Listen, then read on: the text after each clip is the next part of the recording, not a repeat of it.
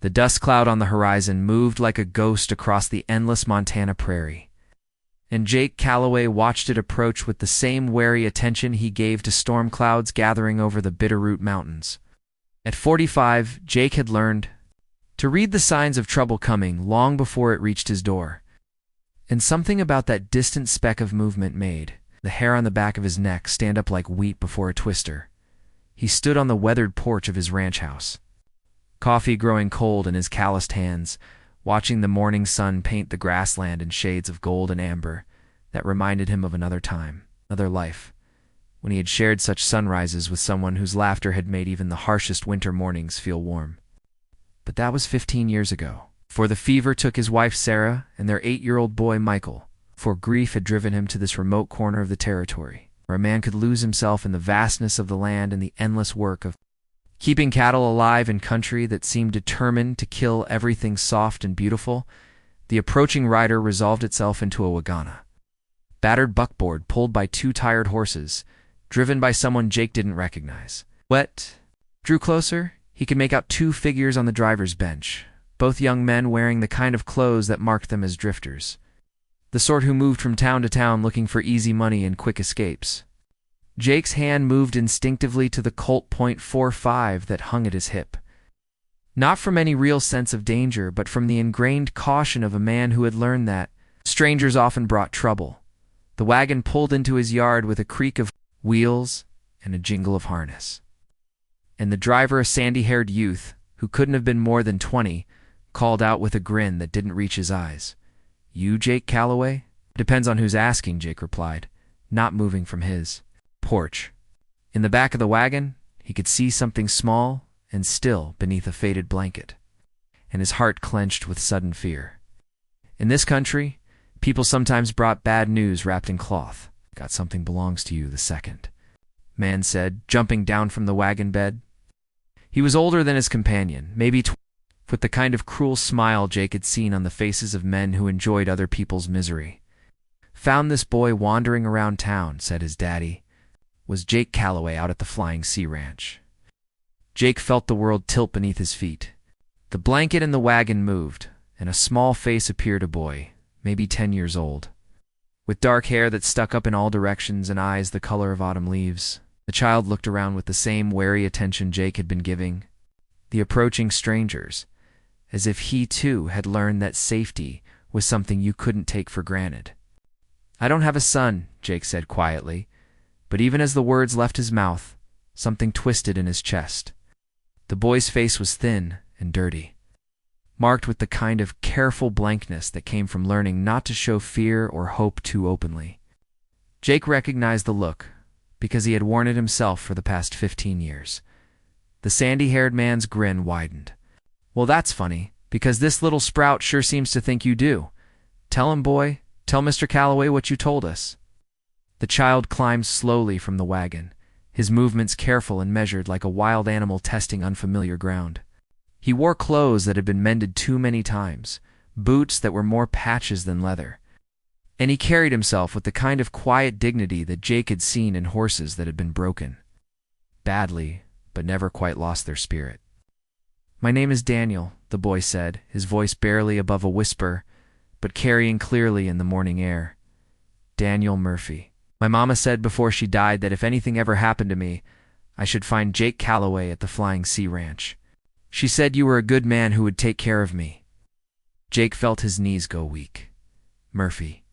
Sarah's maiden name had been Murphy. She had talked sometimes about distant cousins scattered across the territory, family she had lost touch with.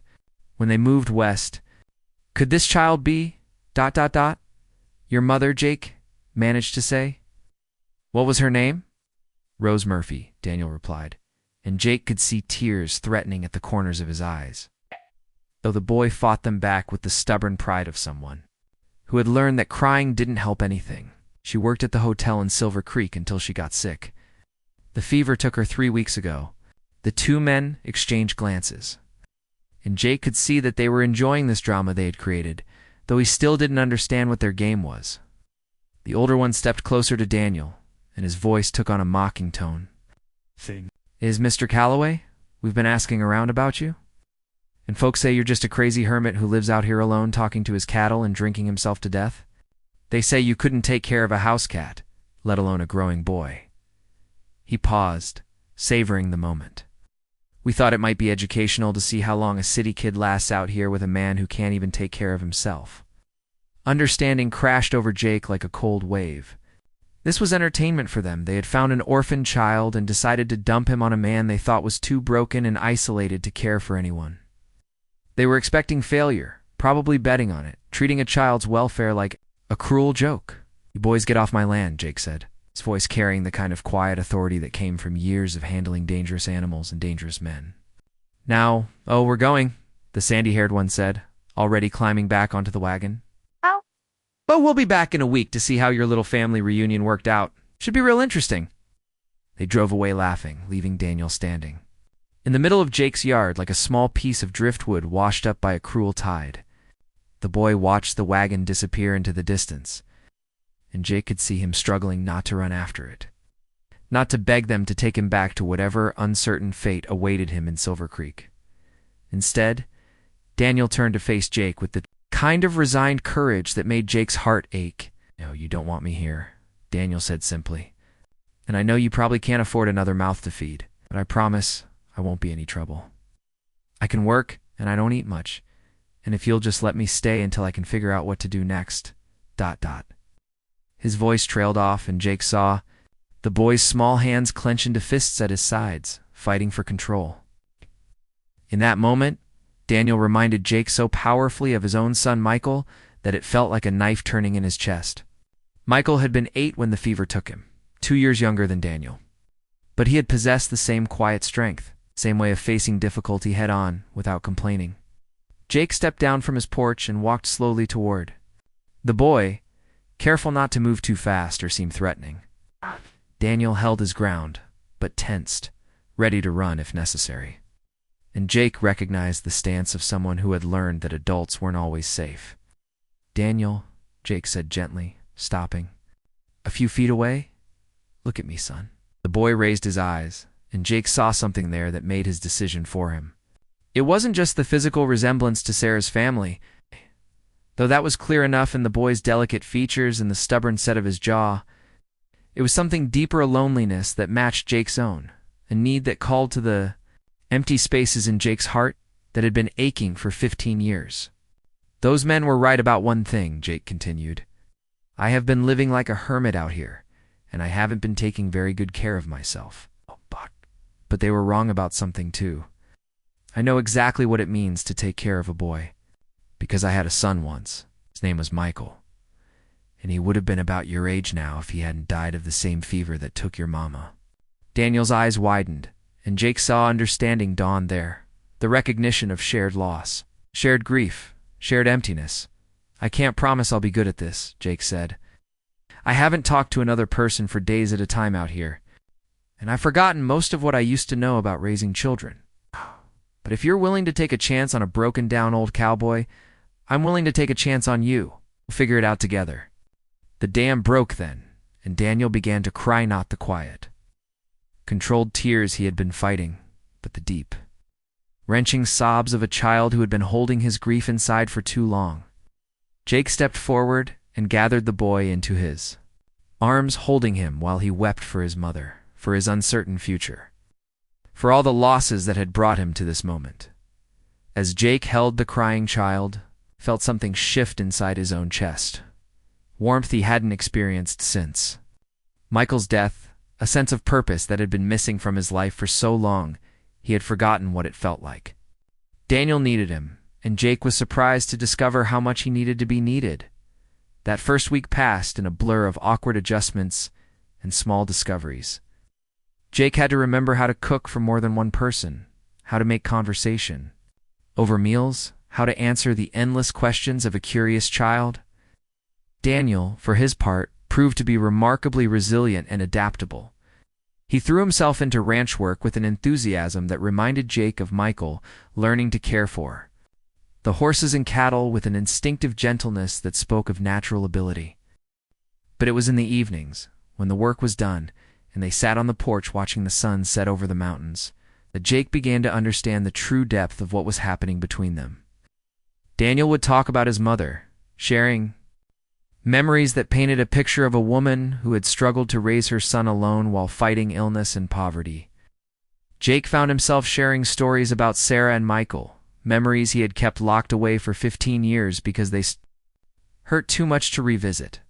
"Your boy Michael," Daniel said one evening as they watched the stars appear in the darkening sky. "He sounds like he was brave." "He was," Jake replied, his voice thick with emotion. "Oh, bravest kid I ever knew. He never complained, even when he was sick. Always worried more about his mama and me than about himself."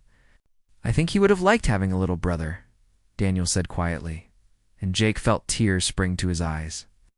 "I think he would have too," Jake managed to say. "I think he would have taught you to fish in the creek and shown you all the best places to find bird nests in the cottonwoods." It was on the 7th day, when Jake knew those cruel young men might return to check on their joke, that Daniel came to him with something that changed everything. The boy appeared at Jake's elbow while he was mending a fence, carrying a small bundle wrapped in oilcloth. "Jake," Daniel said. He had started calling him Jake rather than Mr. Calloway after the 3rd day. When Jake had told him that family didn't need to be formal with each other. "I have something that belonged to my mama, something she wanted. You two have, if I ever found you." With trembling hands, Daniel unwrapped the bundle to reveal a small leather journal. Jake took the photograph first and felt his world tilt again. It showed a young woman with Daniel's dark hair and intelligent eyes, standing beside a man Jake didn't recognize. But the woman's face was unmistakably familiar. She had Sarah's smile, Sarah's graceful way of tilting her head, Sarah's gentle expression. Rose was Sarah's cousin, Daniel said simply. "Mama told me stories about her, about how they grew up together back in Kansas before Sarah married you and moved to Montana. She said Sarah used to write letters about you and Michael, about how happy you all were on the ranch." Jake opened the journal with hands that shook so badly he could barely manage the delicate pages. The entries were in a woman's careful handwriting, and they told the story of Rose Murphy's life, her struggles, her hopes, her fierce love for her son. But scattered throughout were references to letters from Sarah, stories about Jake and Michael. Expressions of Rose's wish that she could someday visit her cousin's family in Montana. The final entry was dated just days before Rose's death. It was addressed to Jake directly. "If you are reading this, it means I am gone, and Daniel has found you, as I prayed he would. Sarah wrote to me about the fever that took her and Michael, and my heart broke for your loss. I know what it means to lose someone you love more than life itself. But I also know what Sarah told me about you, that you have the biggest heart of any man she ever knew, and that you would move mountains to protect a child who needed you. Daniel is a good boy, Jake. He is brave and kind and stubborn, just like Sarah was. He needs someone who will love him, not just as a duty, but as a gift. Someone who understands that healing broken hearts sometimes means opening them to love again. I believe you are that someone. Please don't let my son grow up feeling unwanted. Please help him understand that being alone and being lonely are not the same thing, and that family is something you choose as much as something you're born into. Sarah always said you saved her from loneliness. Jake, maybe Daniel can save you from yours." Jake read the entry 3 times before he could speak, and when he finally looked up, he found Daniel watching him with anxious eyes. "She really was Sarah's cousin," Jake said, his voice barely a whisper. "You really are family." The smile that spread across Daniel's face was like the sun breaking through storm clouds. "Does that mean I can stay? Really stay? Not just until those men come back?" Jake reached out and pulled the boy into a fierce hug. "It means you're home, Daniel. It means you're exactly where you belong, and nobody, not those cruel boys or anybody else, is ever going to make you leave." They were still holding each other when they heard the sound of approaching horses. Jake looked up to see a small group of riders approaching the ranch, and his heart sank as he recognized the 2 young men who had brought Daniel, where there were others with them, now older men, including Sheriff Tom Bradley from Silver Creek and Father Miguel from the church. Where Rose Murphy had been buried, Jake stood up, keeping Daniel close beside him, and waited for the approaching confrontation. He could see from the expressions on the faces of the two troublemakers that they had expected to find Daniel either gone or miserable. Their cruel joke having played out exactly as they had hoped. Instead, they found a boy who looked healthier and happier than he had when they left him, standing beside a man who no longer looked like the broken hermit they had wanted to torment. The change in both Jake and Daniel was so obvious that even the most casual observer could see it. Sheriff Bradley dismounted and approached with the careful manner of a man who wasn't sure what situation he was walking into. "Jake, I heard about what happened here? These boys came to town bragging about leaving a child on your doorstep as some kind of prank. I came to check on the welfare of the boy and to arrest these two for child abandonment." The sandy-haired troublemaker's face went pale. "Now hold on, Sheriff. We never abandoned nobody. The kid said he had family here, and we brought him to family. That's all." "That's not quite how I heard it," Father Miguel said, his voice carrying the quiet authority of a man accustomed to dealing with sinners and their excuses. "I heard you found an orphan child and decided to dump him on someone you thought couldn't care for him, just to see what would happen. That sounds like cruelty to me, not kindness." Jake stepped forward, Daniel still at his side. "Sheriff, I want to file formal adoption papers for Daniel Murphy. He is Sarah's cousin's boy, which makes him my family by blood as well as by choice. Those men did abandon him here, but they also gave me the greatest gift I could have asked for." The older of the two troublemakers scoffed. "You can't adopt no kid. You're just a crazy hermit, living alone in the middle of nowhere." Daniel stepped forward then, his young voice carrying clearly across the yard. "He's not crazy, and he's not alone. He's my family, and I'm his. He takes better care of me than anybody ever has, and he makes me feel safe and wanted and loved." The boy paused, looking directly at his tormentors. "I thought you were being cruel, but you brought me to exactly where I was supposed to be." "Sheriff." Bradley looked between Jake and Daniel, taking in the obvious bond between them. The way they stood together like a unit, the transformation that had taken place in both of them. "Well, I reckon that settles it. Jake, you come into town next week, and we'll start the paperwork. As for you two," he turned to the troublemakers, "you're under arrest for child endangerment and abandonment. Turns out your little joke is a felony." The sheriff led the two young men away in handcuffs. Father Miguel approached Jake and Daniel with a gentle smile. "I knew Rose Murphy," he said softly. "She was a good woman who loved her son more than life itself. She would be so happy to know that Daniel has found his way to family who loves him just as much." That night, as Jake and Daniel sat on the porch, watching the stars emerge in the vast Montana sky, Jake felt a peace settle over him that he hadn't experienced since before the fever took his first family. Daniel leaned against his shoulder, comfortable and content, and Jake thought about the strange ways that life could unfold. "Jake," Daniel said sleepily, "Hey, do you think Mama knew? What do you think she knew somehow that those men would bring me to you?" Jake considered the question seriously. "I think your mama was a smart woman who understood that sometimes the worst intentions can lead to the best outcomes. I think she trusted that if you ever needed to find me, you would find a way. Even if that way was through people who meant to do harm.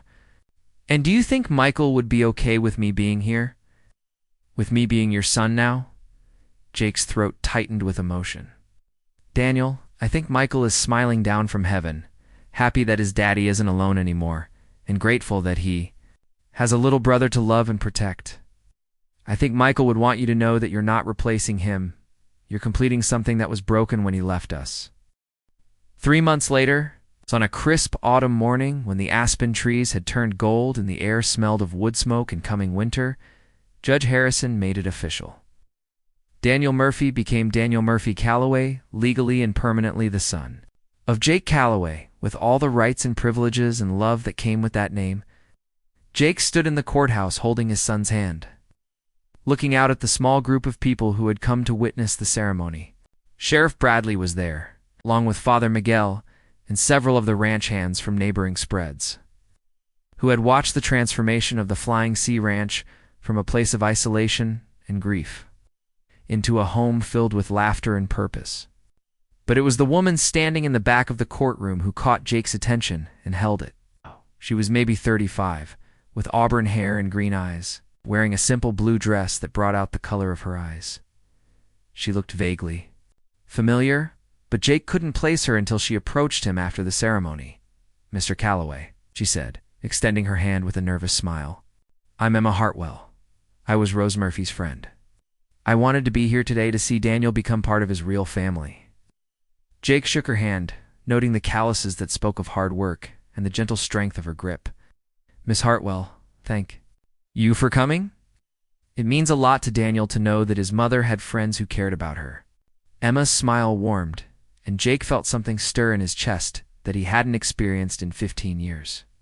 "Actually, it's Mrs. Hartwell, or it was. I'm a widow myself, Mr. Calloway.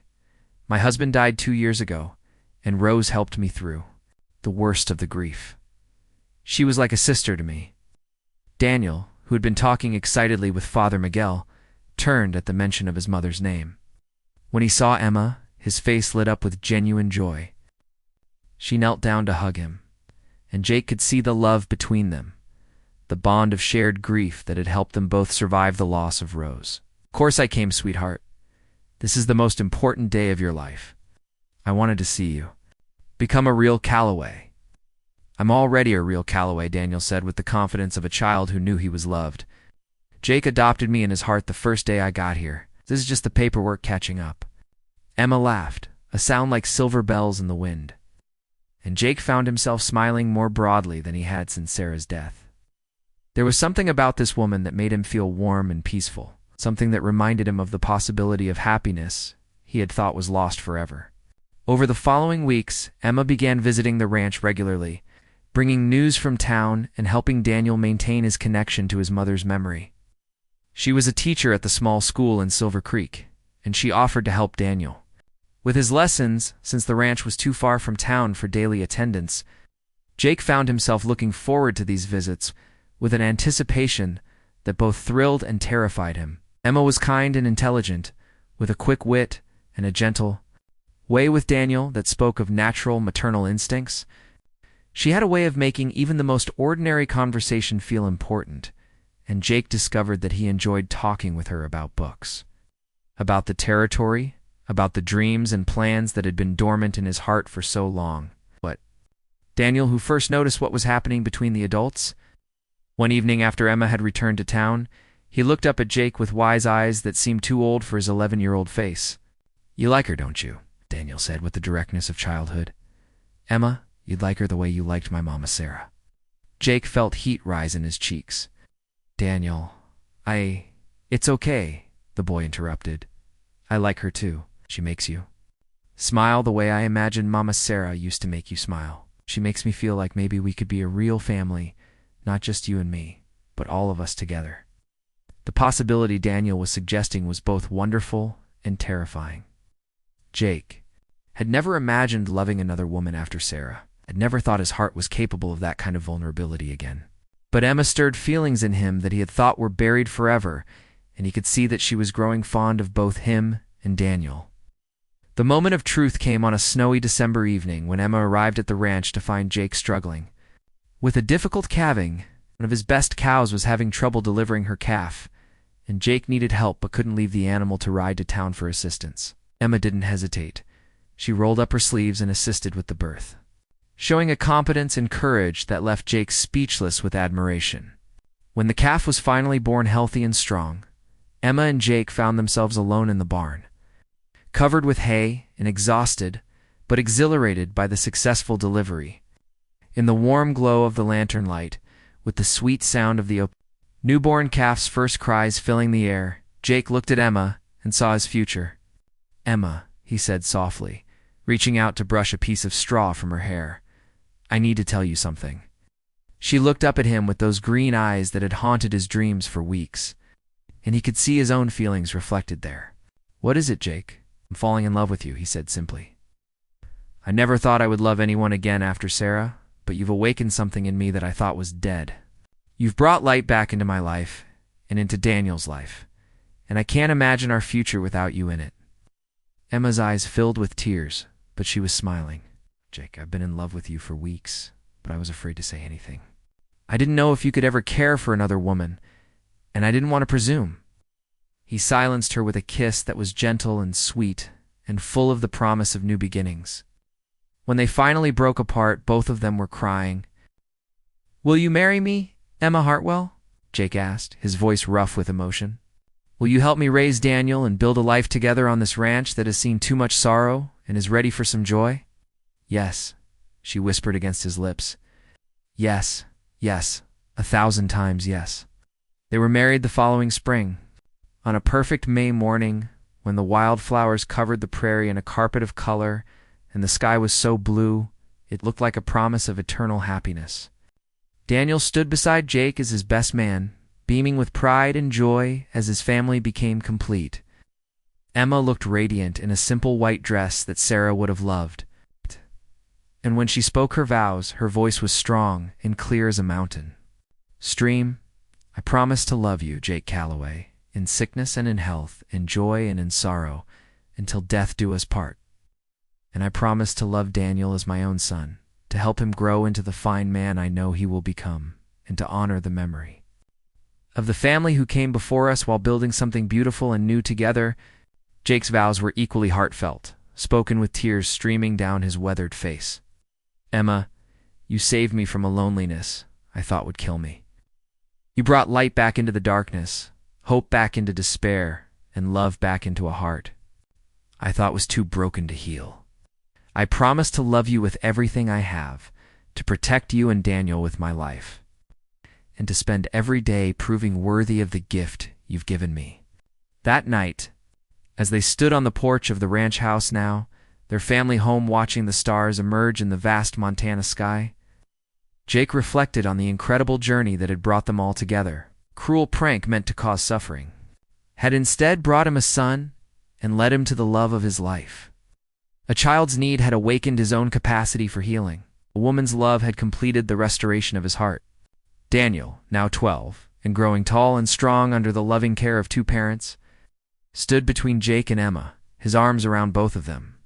"Do you think Mama Rose is watching us?" he asked sleepily. "No, she is," Emma replied, pressing a kiss to the top of his head. "She's watching, and she's smiling, and she's so proud of the man you're becoming and the family you've built. Michael and Mama Sarah," Jake added softly. "They're all watching, and they're all happy that we found each other. Sometimes the best gifts come wrapped in the strangest packages. Sometimes the greatest blessings grow out of the deepest sorrows."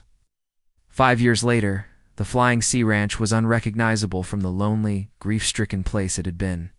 When Daniel first arrived, the house rang with laughter and conversation. The barn hosted Sunday gatherings for neighboring families, and the pastures were filled with healthy cattle and horses that bore the gentle touch of people who understood that all living things deserved love and care. Daniel, now 17 and preparing for college, had grown into exactly the kind of young man Rose and Sarah would have been proud of.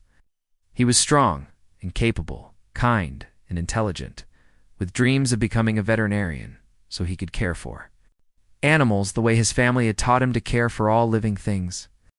Emma had given birth to twins, a boy they named Michael and a girl they called Roseanne. Watching Jake with his new children was like watching the completion of a miracle. He loved them fiercely, but never forgot the debt he owed to the boy who had first taught him how to love again. On warm summer evenings, the whole family would gather on the porch to watch the sunset paint the sky in shades of gold and crimson, and Jake would tell stories about the early days when it was just him and Daniel learning to be family. The twins would listen with wide eyes, and Daniel would add his own memories. And Emma would hold them all together with the quiet strength that made their home a sanctuary of love and peace. "Tell us again about the men who brought Daniel here," little Rose would demand. And Jake would smile as he recounted the story of the cruel prank that had become the foundation of their family's happiness. Sometimes he would conclude, "The worst things that happen to us become the doorways to the best things that ever could happen." Those men thought they were being cruel, but they were really just God's messengers in disguise, bringing us exactly what we needed exactly when we needed it most. And as the stars emerged in the endless Montana sky, Jake Calloway would hold his wife's hand and watch his children play in the yard and know with absolute certainty that love, real love, the kind that transforms everything it touches, was the most powerful force in the universe, capable of turning any ending into a beginning. Any sorrow into joy, any stranger into family. The lonely cowboy was gone forever, replaced by a man who understood that the heart's capacity for love was limitless, that healing was always possible, and that sometimes the most beautiful stories began with the most unlikely circumstances. In the vast wilderness of the American frontier, where life was hard and love was precious, one family had proven that kindness could triumph over cruelty, that hope could overcome despair, and that the bonds forged by choice could be stronger than those created by blood. Under the endless western sky, where the winds still whispered through the prairie grass, and the mountains stood, eternal watch over the land, Jake and Emma and Daniel and the twins lived out their days in the kind of happiness that comes only to those who have learned that love given freely, received gratefully, and shared generously was the only treasure worth seeking in a world full of pain and beauty and endless possibility.